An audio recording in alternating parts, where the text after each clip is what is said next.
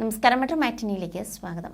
അഭിപ്രായങ്ങൾ തുറന്നു പറഞ്ഞതിന്റെ പേരിൽ പല നടിമാരും മേക്കപ്പ് ചെയ്യാൻ വിളിക്കാതെയായെന്ന് വെളിപ്പെടുത്തി celebrity makeup artist Ranju Ranjimar രംഗത്തെത്തിയിരിക്കുകയാണ്.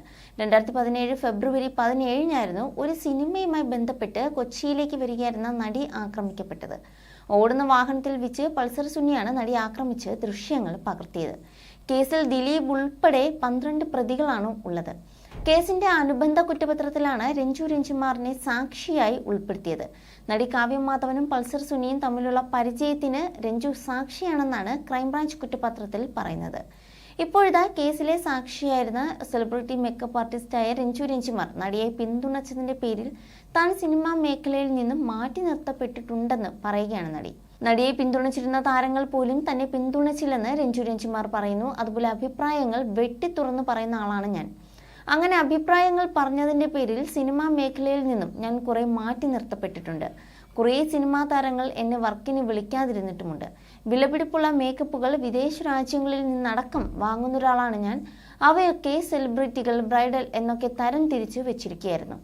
അവയിൽ എല്ലാം ഉപയോഗിച്ചപ്പോഴും ഏറ്റവും വിലപിടിപ്പുള്ള സെലിബ്രിറ്റികൾക്ക് വേണ്ടിയുള്ള മേക്കപ്പ് സെറ്റ് മാത്രം ഉപയോഗിക്കാൻ കഴിയാതെ ഞാൻ നിന്നു. ഏറെ സങ്കടപ്പെട്ടു. എനിക്ക് തോന്നുന്നു നടി ആക്രമിക്കപ്പെട്ട കേസിൽ ഞാൻ പ്രതികരിച്ചത് കൊണ്ടാകാം എന്നെ മാറ്റി നിർത്തിയതെന്ന്. ഇരയായ നടിയെ പിന്തുണച്ചവർ പോലും എന്നെ പിന്തുണയ്ക്കാൻ തയ്യാറായില്ല.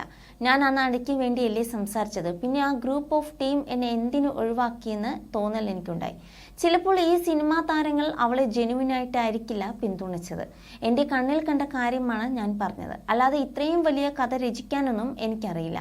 നടി ആക്രമിക്കപ്പെട്ട ദിവസം ഞാനും മറ്റൊരു നടിയും ഇരയായ താരവും നമ്മുടെ സുഹൃത്തായ വേറൊരു നടിയുടെ വീട്ടിൽ വെച്ച് ഒരുമിച്ച് കാണാം, ഭക്ഷണം കഴിക്കാം എന്ന് പറഞ്ഞിരുന്നു. എന്നാൽ എനിക്ക് മൈഗ്രെയിൻ ആയതുകൊണ്ട് ഞാൻ നേരെ വീട്ടിലേക്ക് വന്നു. അവൾ ആക്രമിക്കപ്പെടുന്ന സമയത്ത് എതിർദിശയിൽ എൻ്റെ വാഹനം പോകുന്നുണ്ടായിരുന്നു. നിനക്ക് എന്നെ ഒന്ന് വിളിക്കാമായിരുന്നില്ലേ എന്ന് ഞാൻ ചോദിച്ചു. ശരിക്കും ആ സംഭവങ്ങൾ മാനസികമായി എന്നെ തളർത്തി.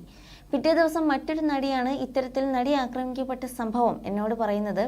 ശരിക്കും ഞാൻ ഷോക്കായി. എൻ്റെ ബോധ്യം ഞാൻ കോടതിയിൽ പറഞ്ഞിട്ടുണ്ട്. അറിയാവുന്ന കാര്യങ്ങളെല്ലാം വ്യക്തമായി പറഞ്ഞിട്ടുണ്ട്. ഈ അഭിമുഖത്തിന് ശേഷം എനിക്ക് വധഭീഷണി വന്നേക്കാം.